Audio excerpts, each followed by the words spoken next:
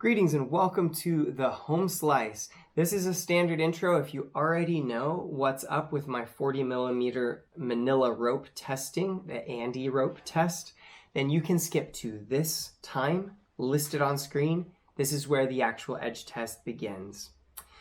If you haven't been here before, then you've caught me in the middle of a testing series where I'm taking Victorinox knives because they're simple steel that's mainly just steel. There's not a bunch of extra alloys and carbide things going on in them.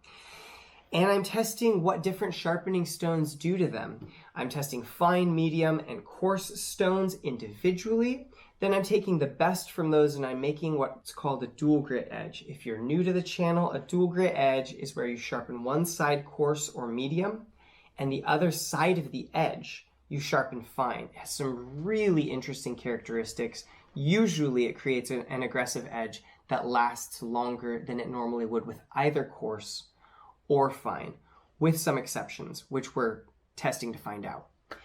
Anyway, my test consists of, I've got a little goofy rig that I slice through a 1 centimeter thick sisal rope, and it's on a 45-degree wedge. It's intended to transfer that force down, and then I measure how many kilograms of pressure it took to slice through the rope while holding the rope vertical. That's intended to take forward motion and quantify how much pressure it took to slice through. This gives you some rough idea of edge aggression. The next test is to cut through a 40mm thick Manila rope, and then I test on a best machine tester to test how keen and nice the edge stayed. I do that until it's over 400 grams on the best tester, checking with microscope and checking to see when it loses shaving capability in between tests. After 3, I will hammer the edge into a pine piano leg, and that's just to see if any of the edges break on impact. There are certain sharpening methods I've found that create an edge that's not as robust to impact tasks, and I want to kind of weed those out because for a working edge, I want it to be reasonably durable. Anyway, that's what we're testing for today. In just a second, we'll skip right over to the test footage, and I will let you know what the finishing stone that we're actually testing was. Hey friends, we're working with the Norton Crystolon, a kind of budget silicon carbide stone today, and I should say a word about coarse stones because we've begun to get into them. This is not a great reading from our testing so far, but what you should understand is that I found phenomenal aggression with the 250 grit diamond plate. I'll just pause so we can take in the 2.9 there on the aggression test. And I found that the best numbers tend to be higher with a coarse stone, but we're really searching for something that gives really good edge texturing without creating a really fragile edge, because we want to find a coarse stone, at least I want to find a coarse stone that works well for dual grit edges where you do fine on one side, coarse on the other. This is a bit of a nasty hack job of an edge, and it does look a little bit bent, but I have been impressed with this Norton Crystolon stone. It just puts an edge on there that's got some pluck to it. Now you see we're already over 400 grams on the best machine. The 250 grit Easy Lap stone had the same problem, and I decided to go on because the aggression was so good and found that it actually dropped back to 355. You can see I'm going through that rope so fast.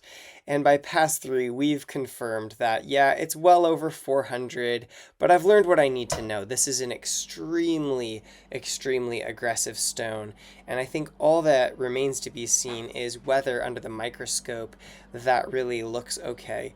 This reading on the aggression test is the lowest overall reading of a second aggression test after the first 3 ANDE ropes, and it gives us a new best aggression loss of 0.7 kg. It lost less than 700 grams of force needed to get through that 1 centimeter sisal rope, and you can see why. The bending that was sort of apparent has not resulted in undue damage to the edge so far as I can tell, and actually the edge has stayed pretty straight and non-microchipped, so I think this is going to be a great candidate for dual grit edges in the future. Just to confirm, we'll smash it with a 5 kg dumbbell a few times and see how much we gain off of that, as is our custom. And after the spine wax with a dumbbell, we're hitting 439. So I didn't observe any loss from the prior number. And as we look at the impact zone and try to analyze whether anything large chipped out, here at 1,000 times, it's not evident to me that any of this metal has been chipped or rolled over. So a really good result for a coarse stone. If you want to see my last test of the Falkneven CC4 portable ceramic stone, I'll put the link on screen now. For all the rest of you, I'll just say, hey, peace out from the home slice. You guys have a good day.